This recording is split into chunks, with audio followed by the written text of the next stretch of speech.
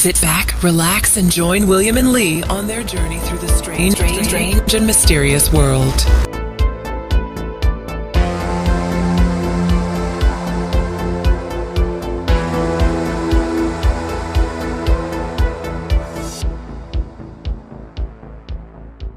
All right, and welcome to season 2, episode 25 of Strange and Mysterious World. So we have a guest coming on all the way from the UK, United Kingdom, and that would be Carl McLelland. I'm sure McLelland is Scottish. My accent in Scottish is terrible.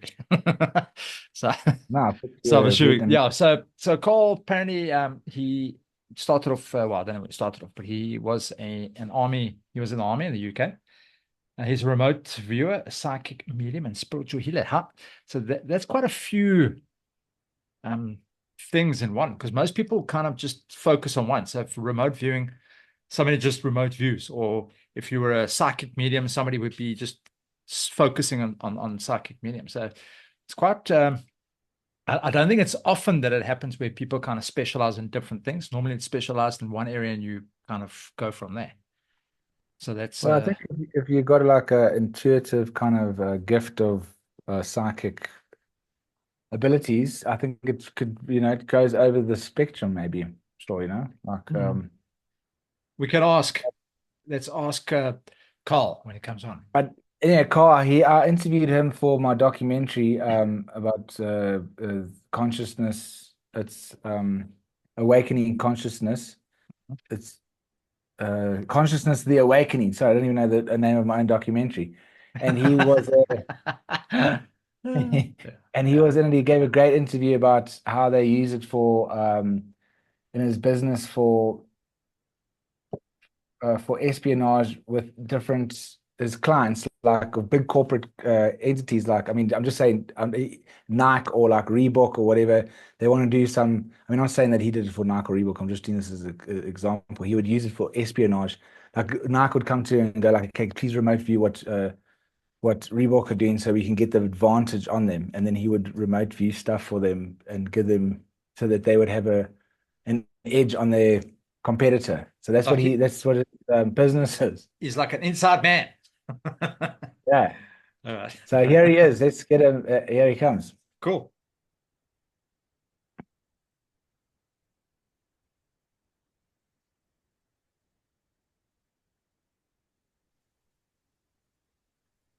Carl? Hey, Willaim. How are you? Good, Carl, man. How you doing? How are you? Good, man. Good to see you. It's been a while. Yeah, likewise, mate. Long time. Yeah. Carl, yes, my name is Lee. I'm the co-host with Willaim. We introduced you a couple of minutes ago. McLelland, is that Scottish? Originating Scottish, yeah. Yeah, see, I told you.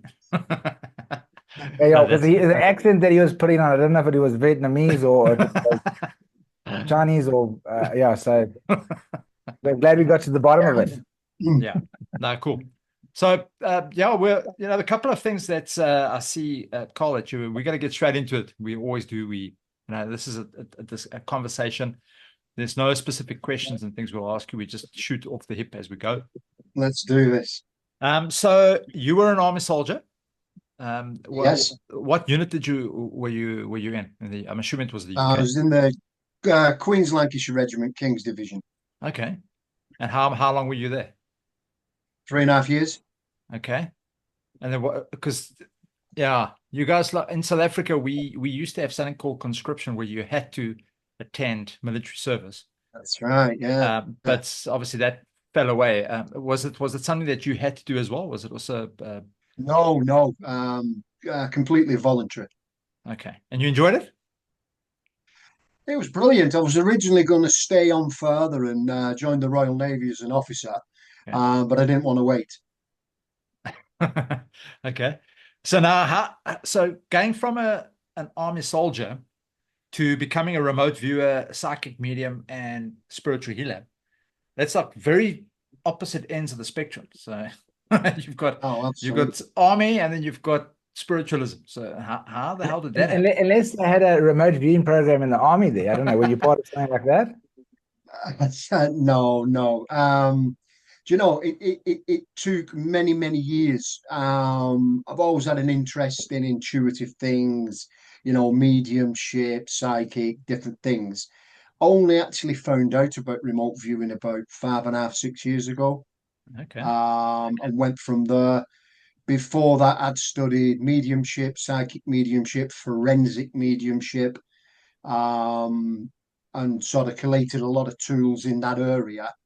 Fell into remote viewing by accident, didn't know what it was, what it meant, the term, anything. And then after falling into it, did some research, discovered the term remote viewing, and it all went from there, as they say. Okay. So how did you fall into it? Like, what made you? Well, before you fall into the remote viewing section, before we actually get to that, so you said you were doing the psychic medium and spiritual healing prior to the remote viewing. So how did you get into that? Not too long before. Yeah. What was the? What's your psychic journey? What happened? How did you get to there? It was just an interest that I always had from growing up. My grandparents were psychics. So I was always somewhat, not so much involved, but interested and shown different things, that type of thing. They used to do a lot of psychic things with tarot, different things like that. I had books on it, which I'd sort of skim across. So it was always there.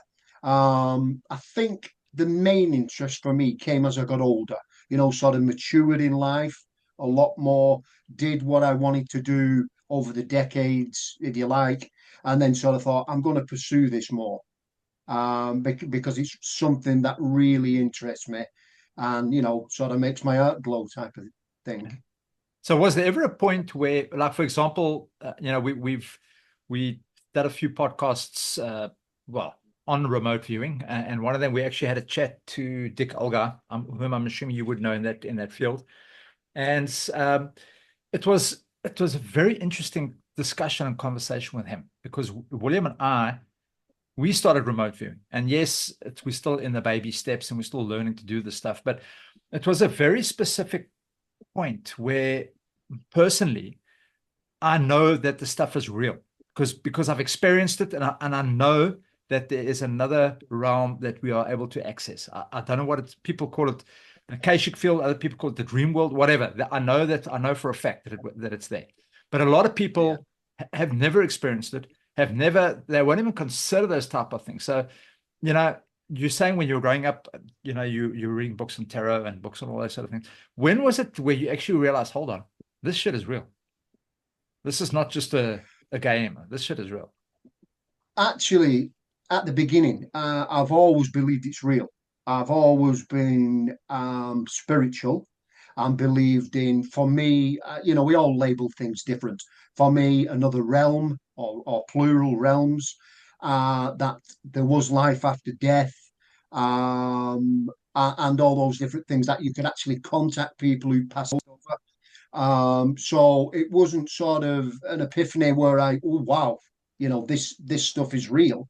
I've always actually believed that. But when I look back, as I've mentioned, I think the more I went on in life over the years, and it sort of become, I don't know, more important to me to sort of find out information, which is why I started studying as an evidential medium, which is, psychic medium, and then went on a course in Scotland for forensic mediumship, and then it all came from there. What does forensic mean? Is that where you're helping the police trying to identify people that have gone missing, murdered, those type of things? Yes. You can, of course, like remote viewing, assist law enforcement.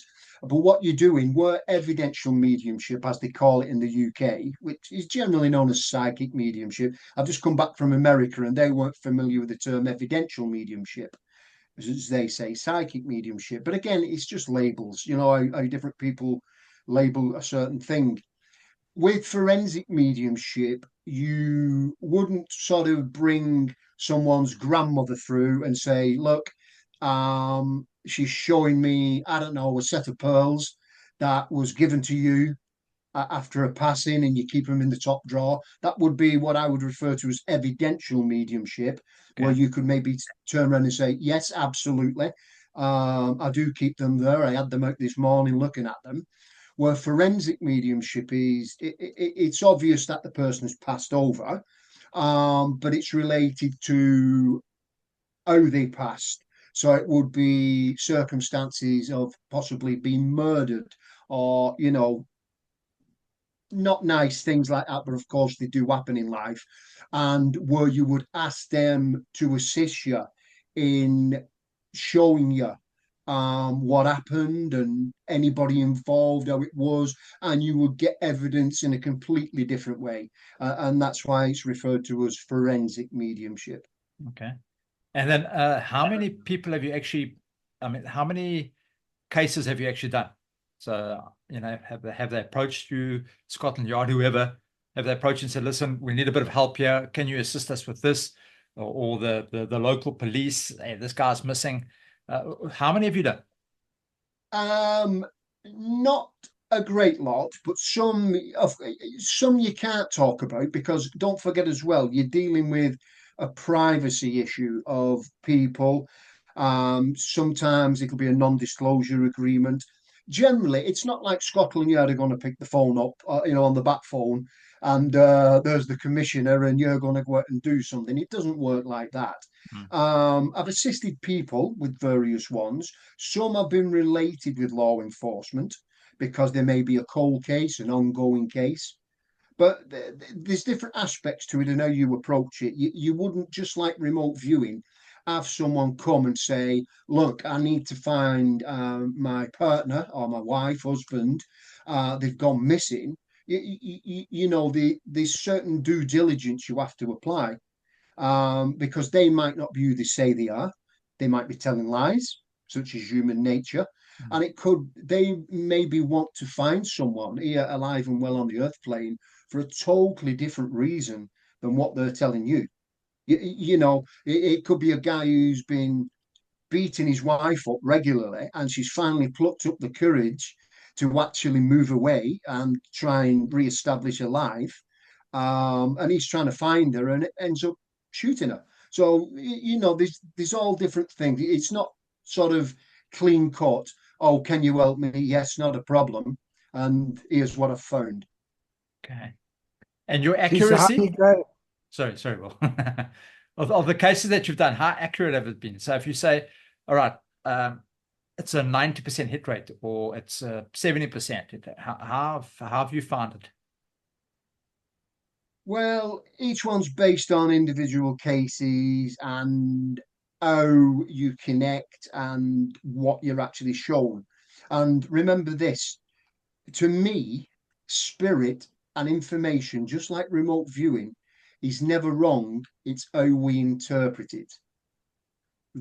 This is the problem of how the viewer, the psychic, the medium interprets the information. Okay. Now, as far as I'm concerned, what we are shown, what we see, what we feel, and all the relevant impressions and data is never wrong how it's being sent. It's how we receive it and interpret it. On a percentage, I would go for a modest 70%. Okay.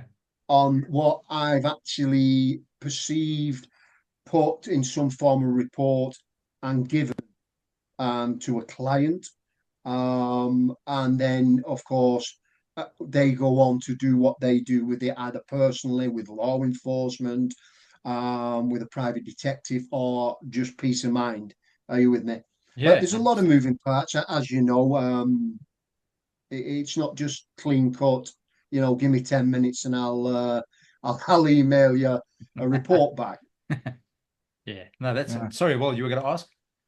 No, I was going to ask a question, but I'll ask something else. But so, Cole, when did you know that you had these abilities, or did you actually just learn them? Like you went to these courses and you actually learned the abilities, or did you show some kind of signs that you had kind of a psychic ability before you started these courses? Do you know what, William?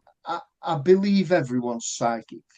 whether they choose to believe it, because of course, as has just been mentioned, this some will say, "What a load of codswallop," or "I don't want to know," and and that's an individual thing, isn't it? We're given free will. We choose to believe what we believe. There's been incidences like a quick one. Many, many moons ago, I went to a pub and there was a quiz on, me and my mate, a few drinks during the week. And the guy what was doing the quiz, at the end, we didn't win the quiz, by the way. We did terrible. But at the end, he says, "I'm actually flying away tonight with my girlfriend.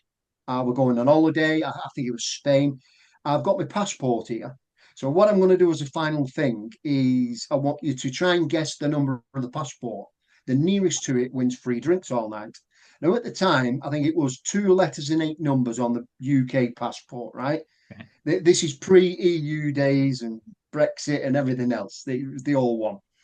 So I just wrote it down and I came round and collected them all. And then he came over to me and he was quite white in the face and he said, "You really have scared me with what you've put." So I just started laughing. We're having a few drinks, me and my mate, and said, "Why, my picture's not in your passport, is it?" Sort of making a joke of it.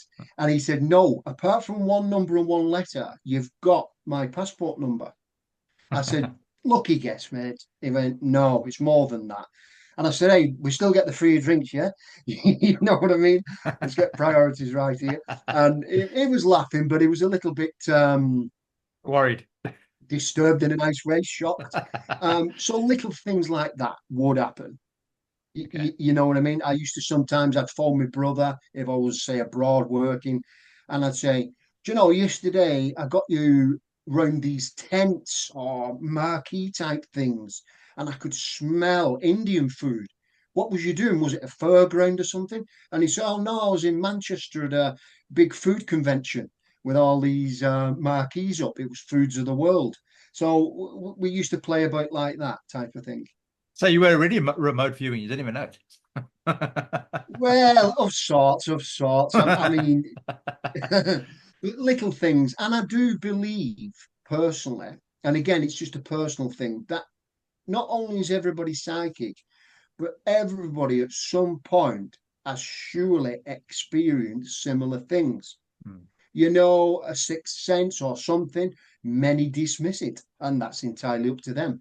Many sort of maybe, go forward with it. Some, like yourself, William, me, will take training in certain intuitive things. And it sort of goes from there, doesn't it? So now, how did you fall into remote viewing? Right. That is what I call by accident. I was in a building and I was sat, and the next thing I started to see this guy who I knew to be alive and well on the earth plane, and he's at this house putting a key in a door, right? So, being of an investigative nature, I'm clocking everything. So I'm sort of looking and going, the garden out is lined with 12-foot conifers, a couple of shades of green, light and dark. There's a driveway with gravel and flagged paving going up to a garage door, which is white. He's opening the door, it's inch to the left. I follow him in and I'm looking at the carpet, blue floral pattern, stairs to the right, shooting off at 90 degrees up to the landing, kitchen ahead. To the left, I looks in the living room, looking at the layout of the couch, the coffee table, the TV, and then that was it. And because I'd done mediumship, which obviously people had passed over, and I knew this guy was still alive and well on the earth plane, it just blew my mind. I didn't know what had happened because my mediumship mostly plays like a video anyway, but this had with a person in the here and now, for wanting of. So I goes outside and I'm stood there facing this small car park. And there's about a dozen cars in this car park, all side on. And I'm just blew away. So I thought, I'm going to try it again if I can remember what I did, type of thing. So I went into it again, and then in the session, I moved over to a black car on the car park, proceeded to put my head through the boot of the car, look to the right, clock two umbrellas, and I'm looking, thinking black umbrellas about 2.5 foot long, one large sporting golf type umbrella about 3.5 foot long, maybe yellow, red, blue, white. I looked to the left, saw a small black old all, and then took my head out. And I'm thinking, what has just happened? And now I'm imploding, exploding with excitement. So as the people are coming out the building, I sort of asked, whose is the black? Oh, and I'd got 2 letters and 2 numbers of the registration in my head because they were side on. I couldn't see them. UK ones start with like BC 17 type of deal. And he said, yeah, that's my car. I finally found out. I showed him what I put on the reg because I quickly noted it down afterwards. He said, well, you've got one letter and one number right. The other number and letter are wrong. And I asked him if he'd humour me, which took a bit of doing, I must admit, to confirm or deny what was in the boot when I told him. He said, I have 2 black umbrellas. I always keep them there, British weather and all that. I'm a keen golfer.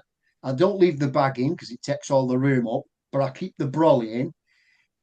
He said, you've got 3 colours right, one wrong. He said, I do have a bag. It's black to the left, and it's my overnight bag for when I stop at my partner's. So now I am just like, wow. And everything was just going on in the head and excitement and everything. So I sort of got home and I'm Googling and I'm trying to put keywords in, obviously for the best effect and results of what had happened. And that's how I discovered the term remote viewing. Okay. But wait, Carl, so I'm just a bit lost. Like that first thing where you saw the guy going up the driveway and that, Yeah, to the house. what were you doing? Were you doing a meditation or what's Yeah, I was actually just sat with my eyes closed, right? And I actually spoke to the guy and his wife a few days after, to get some feedback. But I've also felt guilty. If it was real, I'd just gone into somebody's house without permission, and I felt really bad because I knew them. So I went over to them and I said, look, and I explained, I said, this is going to really seem way out there. However, I've got to tell you what has happened and what I've done. And I explained it, and they said, that is our houses with the conifers, with the driveway.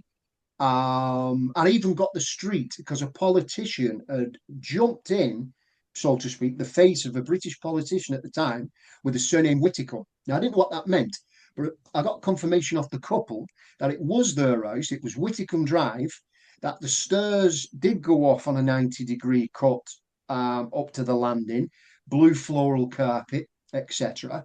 She said, but there's only one problem. I went, right, go on, hit me with the criticism. She said, we haven't lived in that house for 10 years. We're getting older and we have to move out into a bungalow so we don't have stairs. So now I'm even more blown away because I'm thinking I haven't sort of time travel per se, but I've gone back at least 10 years confirmed with what I've what viewed. what took you to there? What took you there? I mean, not to your girlfriend's I have house. no idea. To this day, I do not know. Why didn't I go, I don't know, to the moon, to, some tropical island? I just do not know why that was. Maybe when you were sitting with your eyes closed, your mind was on a certain frequency, and maybe that's the house and that event was maybe on that frequency. So that's probably why you were able to see it on that. It could actually be possible. I try not get into the ozone waste too much. I try and keep everything as simple as possible. Yeah. But a lot of my remote viewing is with my eyes closed, free flow, because for me, it shuts everything off, the left brain as much as you can. It sort of the real, if you like, here and there. Nothing's really getting through, or hopefully not. And that's my easiest way to just start off with Because a session. it sounds like you're doing a bit of like out of body OBE, like out of body experience with it. You know, going to the guy's boots, sticking your head in. Well, no, let me tell you why. I've done remote viewing where you have OBEs, for instance. I'll tell you there is a difference. When it plays like a video and you're viewing it, to me, it's viewing it, right? I did an OBE once where I was viewing blind, and all of a sudden, I was on a mountain, sliding down it, fast as hell, falling on my backside, jumping up, and not knowing what the hell was going on. That my eyes were watering with the cold wind, and I was like this, literally, what the? And I'm trying to clock everything, collate everything quickly, and then boom, came out the session. And then when I did it, I drew a matchstick guy going down this slope at fast speed, and I put various descriptors in: fast, gritty surface, maybe water underneath, this, that, and the other. And it turned out it was two snowboarders going down a mountain. Now, I'd only got one, right? But whether that was because I'd had an OBE and been there and I was concentrating on myself, I don't know. So there is a difference in that respect. So, but so this OBE technique, was it a technique, or were you just doing a remote viewing session and you happened to just pop out of body, or like, or how did, is there a Yes, the technique you latter. do? The latter. I was just doing a remote viewing session, and just as I got into it, I was there. And I was sat down like now on an office chair, right? But in the session, I was just balancing, and whoa, it was like boom. And Wow, I amazing. actually spoke at the International Remote Viewing Association conference a couple of weeks ago, and I was chatting with people there, and a few of them have had. It is a common thing that you can have the OBEs. How it works, I do not know. Why it happens at, should we say, random times? Again, I don't know. Wow. Okay, so now But you've it's an you found interesting out. experience. Okay, so you found out now. Okay, cool. I've got some sort of remote viewing ability. How did you? What was the next steps? What were your thoughts? Okay, I need to do a bit of training in this. What training session did you kind of follow the same training sessions as the guys that we've been doing, like Dick Algar and other guys? Well, you know all the names. Did you follow Right. their Well, routes, or did you just do something completely different? no, I didn't follow their routes. As you know, there's many methodologies in remote viewing.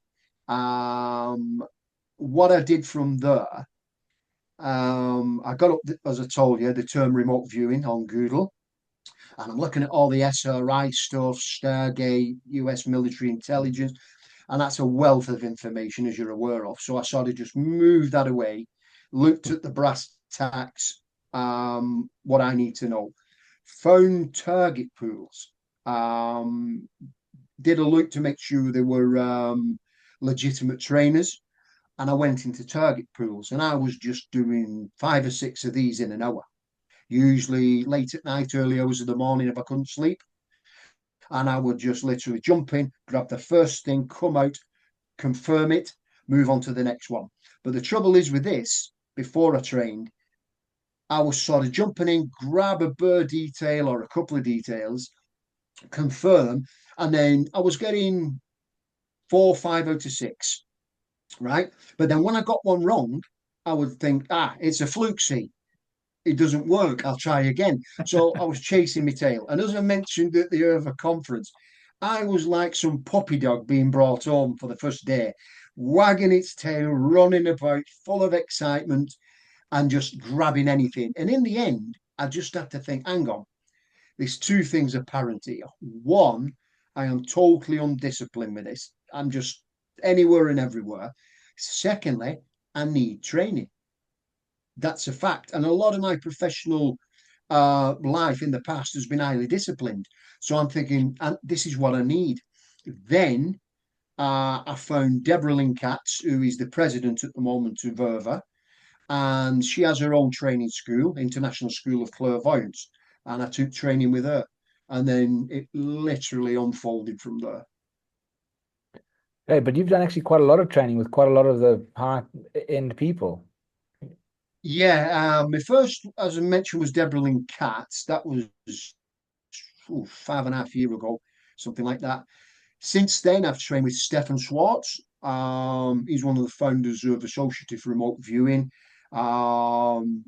Stefan used to work many years ago in the Pentagon when Richard Nixon was president. He's done remote viewing things, finding Cleopatra's tomb and various things in Egypt. He's been loaned a submarine of the Secretary of the US Navy to find Spanish armadas with remote viewing.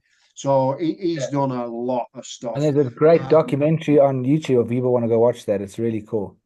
Yeah, absolutely. Some really interesting stuff his there. work he's done. And It's really cool. recently, Prue Calabrese, Birdie Jawowski, she used to have Trans-Dimensional Systems, and then it was the most successful company in America for remote viewing.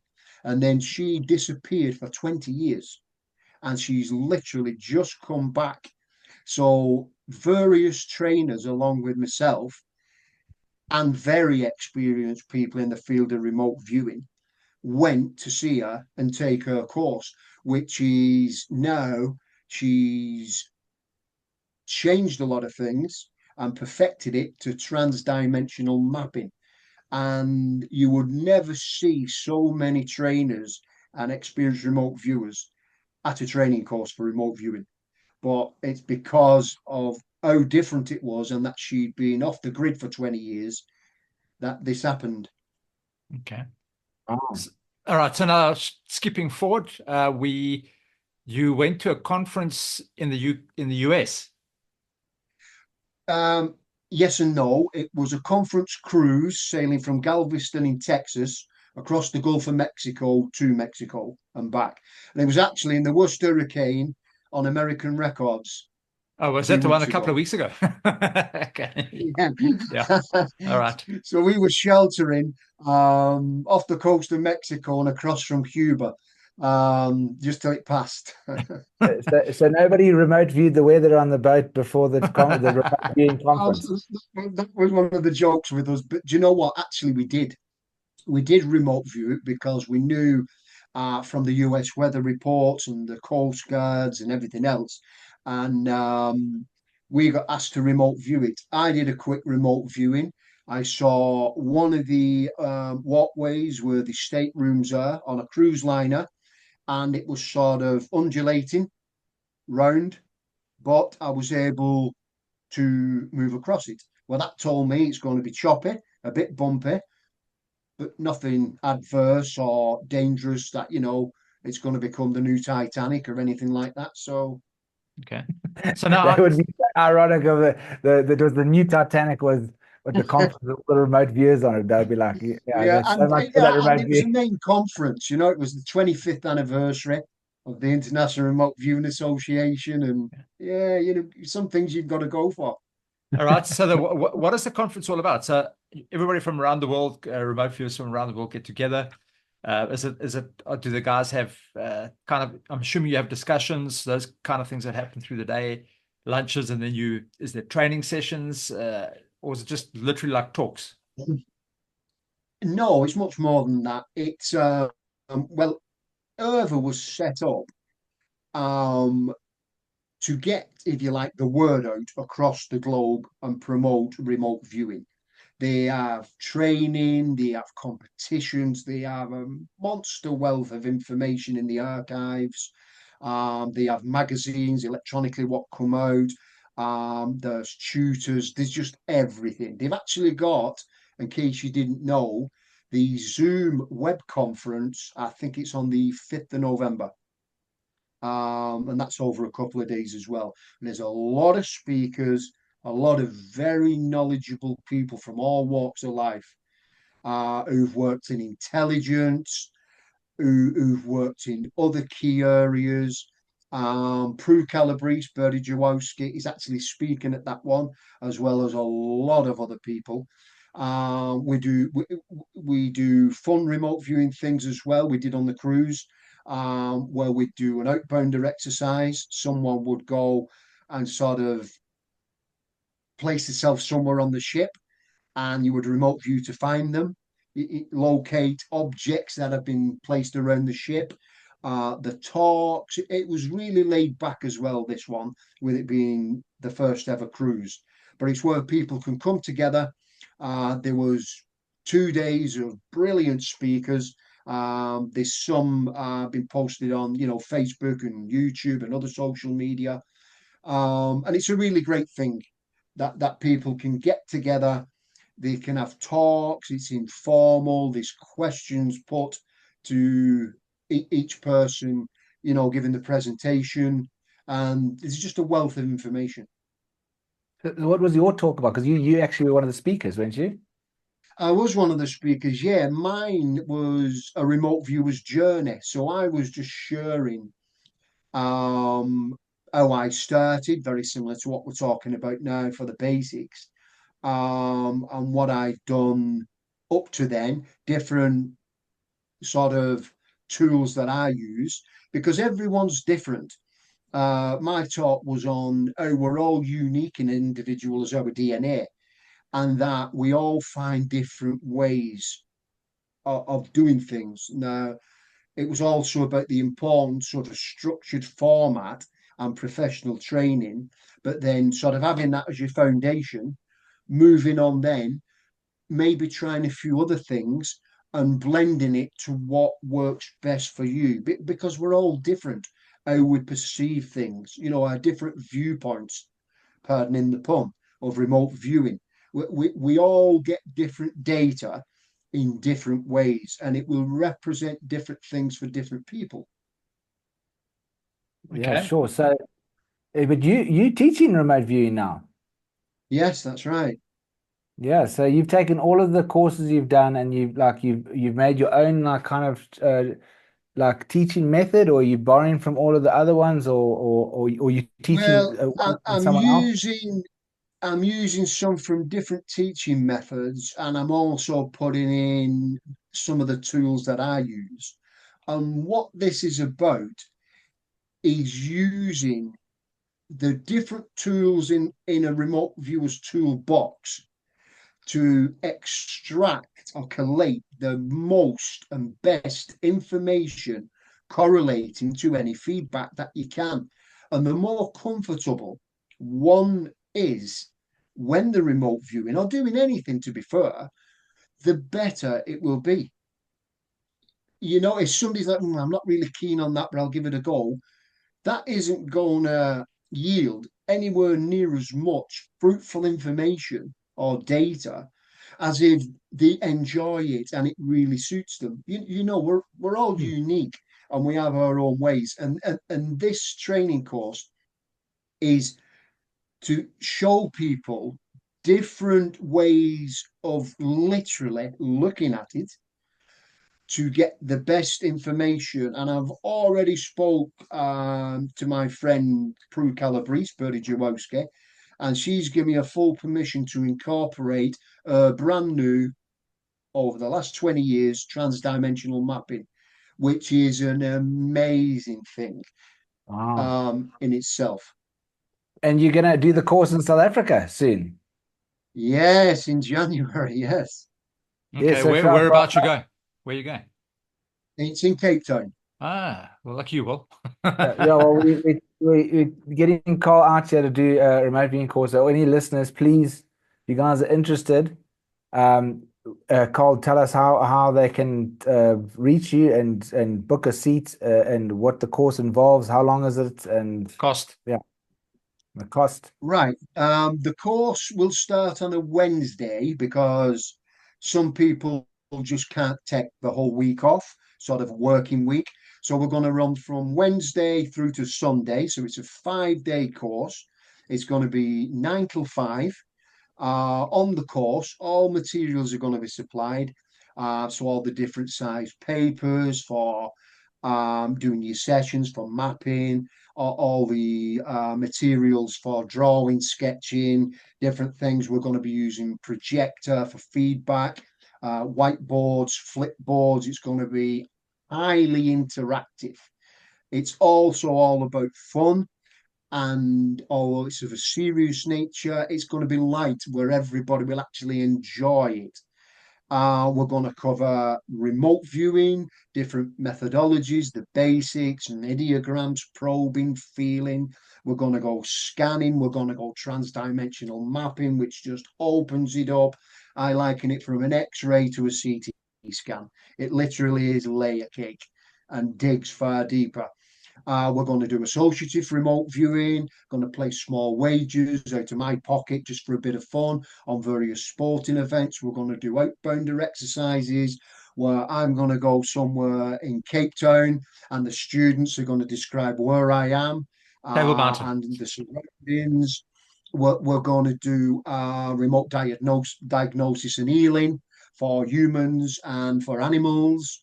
It's going to cover an array of things where all the students at the end of it are going to have training to decide where they want to go from there, maybe professionally or study more.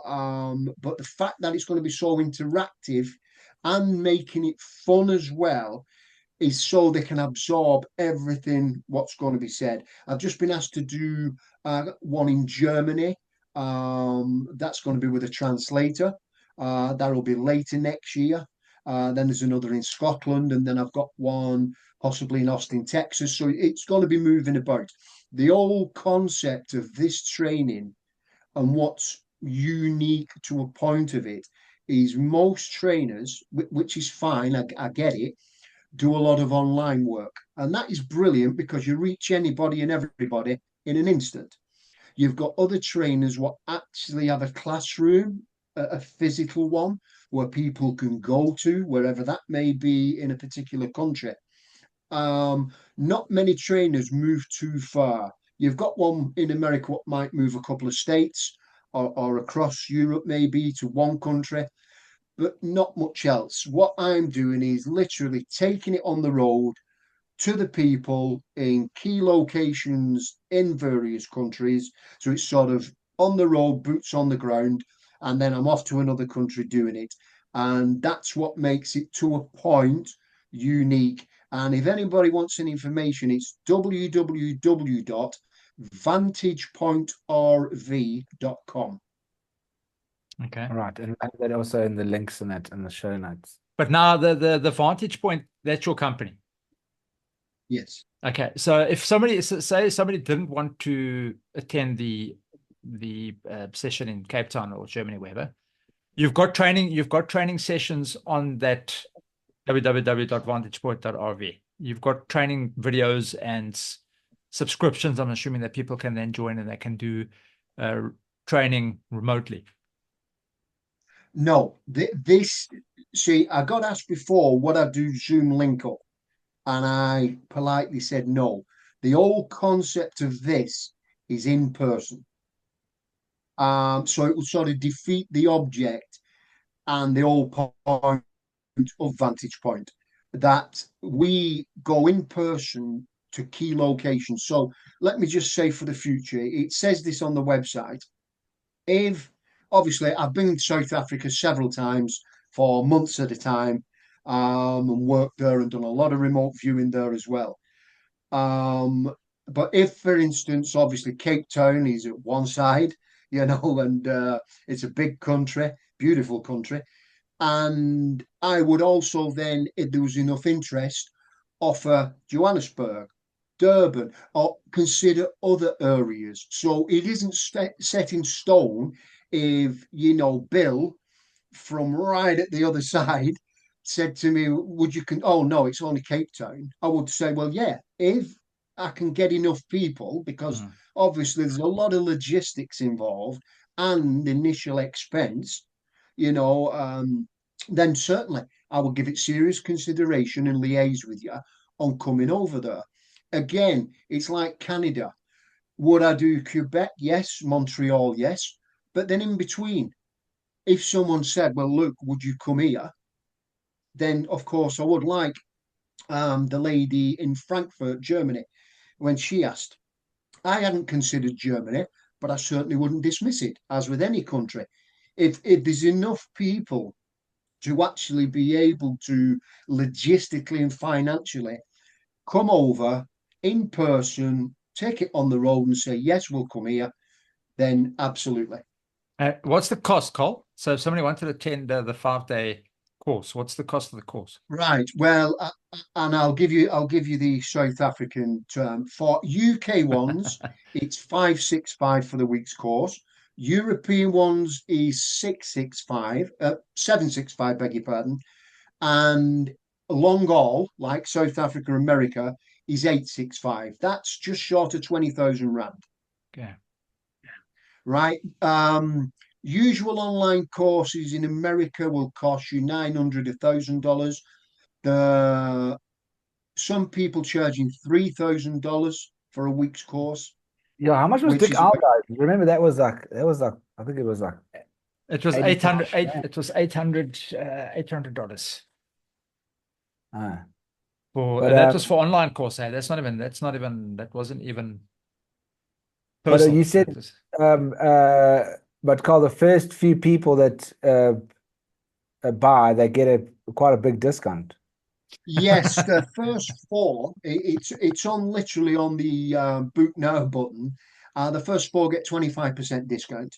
And as well, see, some people like the online, and I get it. I did my first training online with Deborah, and it was amazing, right? But some people I know from talking about them and traveling around in different countries do like the in person.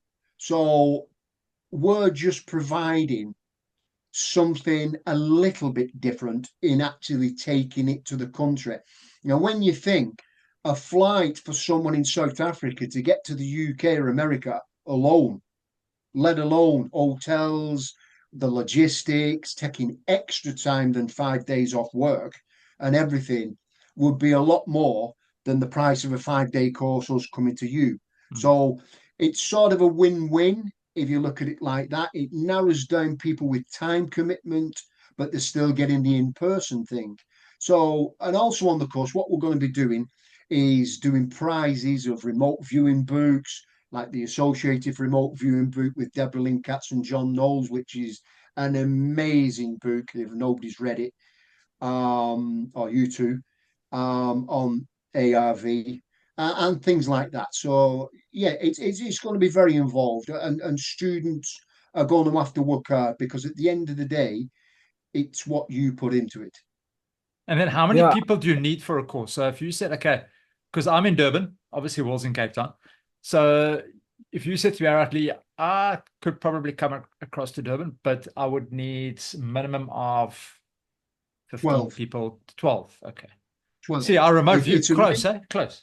I said 15. But you know, Carl, it's a great price because it's about 3,000 Rand a day, which is like, I mean, if you go to any course in Cape Town here of any like kind of like healing course or whatever, you're gonna probably pay like about 3,000 to even more per day. So it's a pretty good price. And I remember the first online course that I did with remote viewing, and this was quite a long time ago. It was like 9,000 Rand was an online thing, but now, I mean, that was quite a long time ago with inflation and everything. It's definitely would be about 20,000 Rand online course. So I think that's pretty good. Well, who's that online course that we were doing? That's the CDs. David Morehouse. Yeah, no, not Morehouse. It was the other one. That other one that we got the CDs for. It was 20,000 Rands worth of. This is came back like in the 80s. Oh, was that was the Gateway experience? Yes, Gateway. Yeah. Whoa, geez, that was expensive. Yeah. The Gateway experience. Yeah. But now, okay, Carl. So just a quick one before we kind of finish off here. Okay, mate. Willaim and I, like I've said earlier, we've been remote viewing. We're doing it probably 3 times a week on average. Wow. He sends me a number, I send him a number. We sometimes very shit at it, sometimes it's okay. But I'm always shit at it. No, actually not.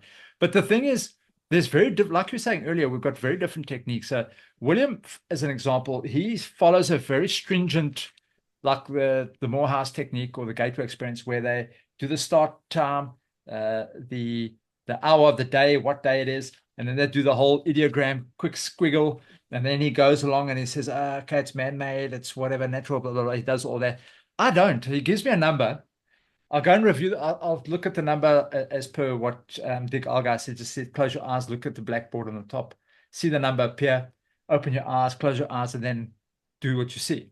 And I'll just draw. I'll go and search. I don't do any of the ideograms. I don't do any of that stuff because I find that so tedious. I give him like 5 pages of data, and then he gives me like it's not even 1 page, like half a page of like something that he found at work. It was like, I think it's half a napkin, and it's like got 3 little scriggled like drawings on it, and he's like, there you go, that's my thing. Do you know but what? then he made me slack, because then I'm like, oh fuck, why am I doing all this work? So then I just started doing. Dick Algar was giving us like this like flash thing that you stick your eyes up like this, and you put your pen down, you look up for a few seconds, and whatever comes, and you do. So then I started just doing that for him to do, writing the number or picturing the number. So now that's my method, but it's not. I don't find it any more better or worse or. Do you know what it is? It's great to hear from you two guys that you're both at different sort of ends of the spectrum here on how you do it, because, right, I don't do ideograms and I don't probe, right? I just literally close my eyes, go into it and get information. Doesn't mean it's always right, no. But on the course, I'm going to teach once we've literally, because with the course, very quickly, you're going to get people like you guys who's done remote viewing and tried more than one methodology. And you're going to get people who's only just heard of it and they're brand new. So we'll quickly go over the brief history, just to let them absorb a little bit without dragging it on. And then I'm going to teach basic ideograms, just in case people want to use those, right? I'm going to teach basic probing, but then I'm going to teach moving your left hand, if you're right-handed, your non-dominant hand over the ideogram, and show the students how to pick up different data, right, and impressions for your sketches and your descriptors. They're going to be taught how to do, which is so important in remote viewing, especially for professional client work, is a summary at the end. And this is where I'll give you an example very quickly. The summary is obviously what it says on the tin, but unlike aesthetic impact, emotional impact, where you may put, I'm feeling happy or sad or something feels a bit iffy, you get to write several paragraphs of what you've absorbed. I'll teach them to absorb everything at the end of the session, how to do a flyover of the session, right? I have a few tools. Well, I'm not going to mention too much here, like the catapult effect. I'll teach them if they can't get in from a target number, don't push it. I'll show them how to go through the door. If they're knocking on the door and it won't open, I'll teach them how to go through it and position themselves there at the location, right? There's different things like that. There's the basket method I use for collating the information. There's locking on in the session to things in the earth, flying, floating. They can be man-made, biological, and like a tractor beam, bring them in, rotate them 360 degrees, open them up, close them, then release. Put your information down, go back in the session. So they're getting to try anything and everything in our particular course.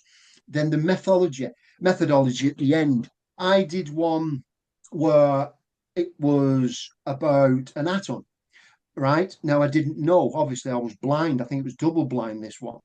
And in the end, I put what I could see and what shapes and colours. But then here's the key. I picked up on this could be used for good or bad, but I have a feeling it could be used for averting danger, but definitely also be extremely dangerous. Well, that summarises the atom. On another one, it was an outbounder in an iFly. iFly is all across America. It's an indoor skydiving center or centers, right? And I picked up, I got the tubes and the wind and different things and light, but I picked up, this seems false. It's likened to an exhibition like Disneyland with the illusion of being free, but you're not free. It's confined. It's man-made. These are what are going to be taught, that you actually really soak up the essence. Now, it's not always right. Nothing in life is 100%, but it soak up the essence of a session so you can produce a summary. And then whether you're giving it to your tasker, your monitor, right, or you're actually then transferring it into layman's terms for a client, so they don't want to hear all that babble. Oh, I've got emotional impact or aesthetic impact, and here's a sketch or a squiddle. They're not interested. If they want to say, look, I need you to tell me, is there oil in that location before I spend $1 million on a drilling rig to go and drill for it? That's all they want to know. So you need to put it in a professional layman's terms report, because the client's going to be paying good money, and then have a meeting with them and say, this is what we offer you. And they go from there. And that's why all these different things are going to be they are so important, but going to be so important to be taught within this course. Fantastic, man. That's very cool. And like yourself there, and the both of you is doing slightly different. This is what the course is about. It's not, this is how we do it, end of. You don't divert from this whatsoever. It's showing different aspects, and you tailor make your own thing where it works for you and your interpretations of it. I did one on mapping. I'll just tell you this very quickly. I did one on the transdimensional mapping, right? And I got a Venus flytrap. I sketched the Venus flytrap. Okay. Now, to me, when I get that, it signifies imminent death.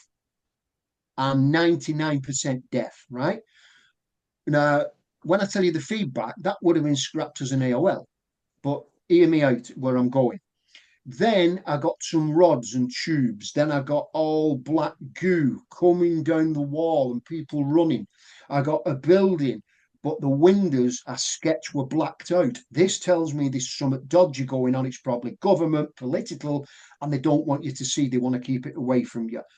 And after this, it turned out it was the nuclear reactor break in Japan after the tsunami, where they tried to cover it up and a lot of people got killed. So you see how it opens it up, where you can put this in a report. Just see what I'm trying to say here. On another one, the feedback, which was double blind, right? I'll tell you in a second. I got an umbrella. Now, if I get an umbrella and sketch an umbrella, it means protection, always. Now, this one was a large parasol, right? Now, in some conventional remote viewing methodologies, that would be written off as an AOL. It doesn't count. But in one of the things with the transdimensional mapping, it isn't. When I got the parasol, it meant there was a lot of serious protection and life. Then I sketched steel being wrapped round this sort of abstract shape, right? Now that tells me you'd protect like a child. If something bad was happening, throw your arms around it. It turned out it was bees protecting the queen because the nest had been destroyed. So you see, and that was just part of it. Now, in a lot of traditional remote viewing, that would have been written off. It's an AOL, no. It's how we perceive things personally, like you two doing different things. Another guy got the skull and crossbows, traditional, death, there's something bad. I got the Venus flytrap. It's how we see things. Once I got, and this is the last, I'll definitely stop. Once I got this very elaborate Cinderella type carriage, right? Now, I was double blind. It was something on the moon, a base on the moon. And when I get a carriage, depending on the class of the carriage, whether it's an old Victorian taxi from the 1800s or this, tells me I'm going on a journey. I'm literally going somewhere. And depending how big and elaborate is how far it is and exciting. Well, this told me it was a hell of a long way away, and it would have been written off as an AOL. Do you see where I'm coming from?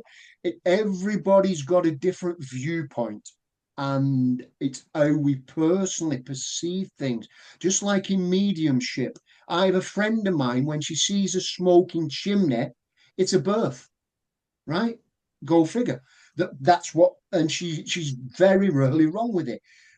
If I see somebody dressed in black, it's sadness or death. It's a very similar concept, and it's all about, this course is all about how we individually perceive the information, because I stand by what I said at the beginning. I believe the information, what is there, not shown there, is never ever wrong.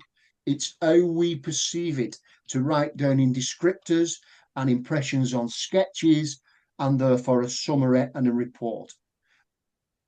Oh, that's Yeah, great. very interesting, man. Yeah. Just also, sorry, with like me and Leo practicing, how often were you practicing in the beginning? How often do you think people should be practicing every day to hone this skill? Or like, I'm sorry, every week, like, or once a day, or how? After professional training, Yeah. No, even before, just to try and get your skills, Like start going to getting the going. gym, like to get, if you want to well, do get you know what? you're gonna get ripped, you want to go 3 times a week, or go No, more. there's no specific. I mean, I'll say to you both, William and Leo, it's it's individual. Do you know why? It depends on your lifestyle and that week. If you're having a busy week at work or business and it's getting a bit hectic, leave it alone. Don't do it. When you feel relaxed and you can be on your own for, say, 30 minutes or an hour minimum, then is a great time. So you see how I can't say 3 times a week or every night. Whenever you feel that, you relax, you're chilled, you've nothing really on your mind, you've finally got some me time, then's a good time to do it. Go on some reputable target pools. What you'll see belong to reputable trainers, right? Like Lurie Williams or Daz Smith or Well, the one I like to use is Deborah Lynn Katz from the International School of Clairvoyance, but there's other target pools as well with reputable trainers. So it's not from some crackpot somewhere, because there's various targets, and some, use AI targets. You should never use artificial intelligence targets because it isn't real. You can't pick up on what's going on there.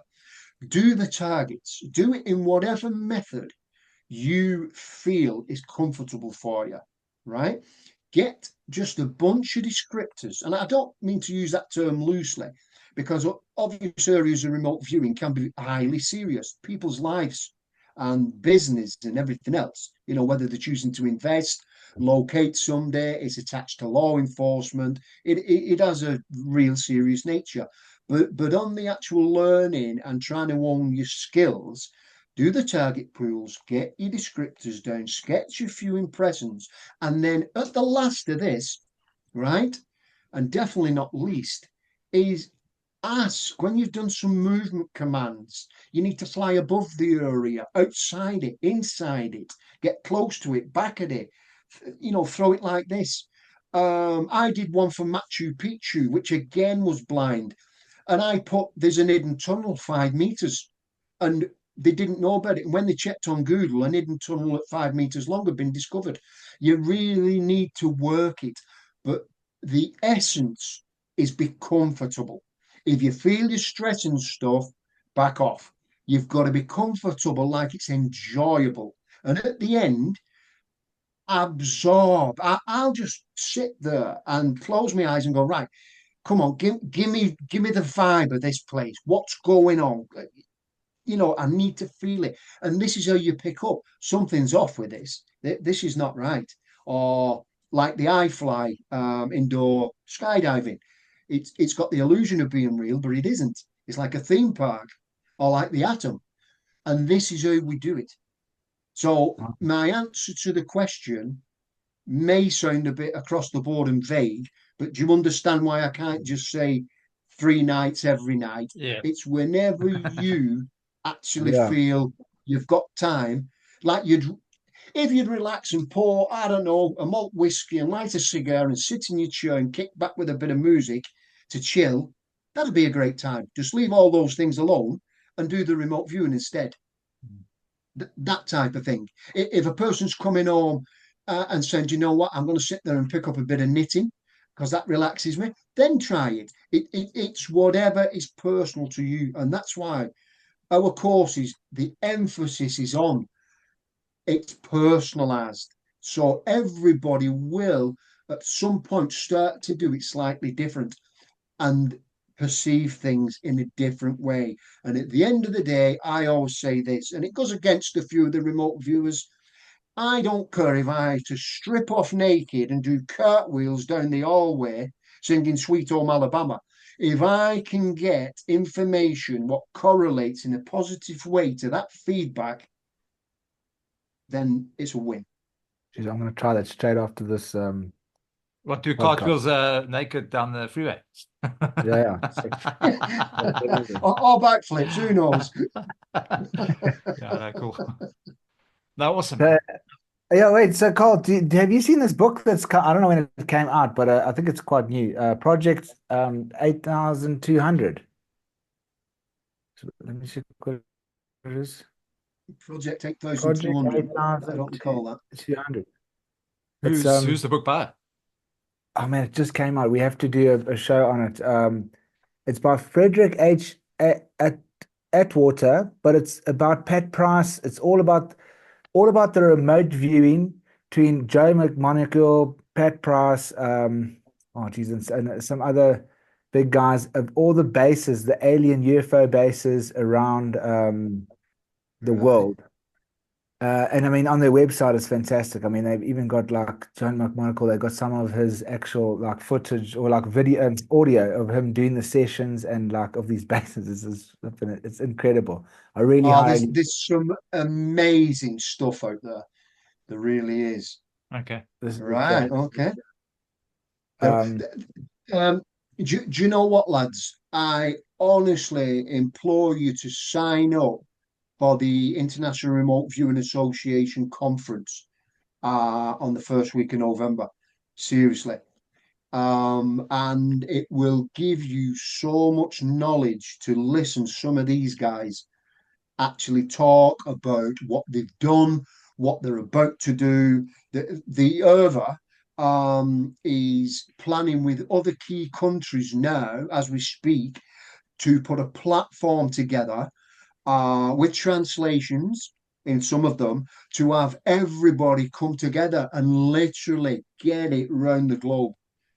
There's amazing stuff, and it will really open your eyes, a lot of it, of what's being done with the associative remote viewing, what people are doing with Bitcoin and other cryptocurrencies, just all different applications.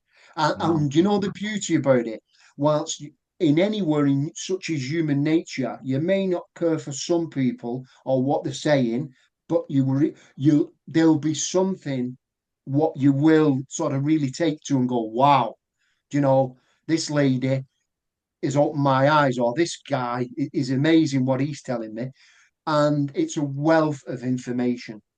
And it's the last one of the year till next year. Okay, so that's the remote viewing conference on Zoom, eh? That's a Zoom. It's a Zoom. Better still, if we ever have another cruise conference next year, come on it. Okay. You know? Okay, cool. Yeah, no, cool. That sounds wonderful. I'd really love to. Absolutely. Yeah, remote viewing conference on Zoom. It's a Zoom conference. Yeah, that's the one in November, Leo. Okay. All right. Cool. Great. Good show notes. I'll actually send Willaim the link when we've finished here. Okay. Okay, cool. Thanks, Cole. Yeah, awesome, man. No, Yeah, great, man. yeah, Cole, thanks a lot for your time, man. I know it's precious. Thank you for hey, talking lads, to us. thank you. Appreciate your Yeah, time. man. It's lovely talking to you again. And geez, I can't wait for this course, man. I'm really can't wait. So Yeah, looking forward to it, mate. so please, anybody that's interested, please get a hold of Carl on his website. The link will be in the below. And then yeah, book immediately. As you said, the first 4 get 25% off. That's that's $5,000, man. Nice. I'm gonna be the first one. I need to make it 5.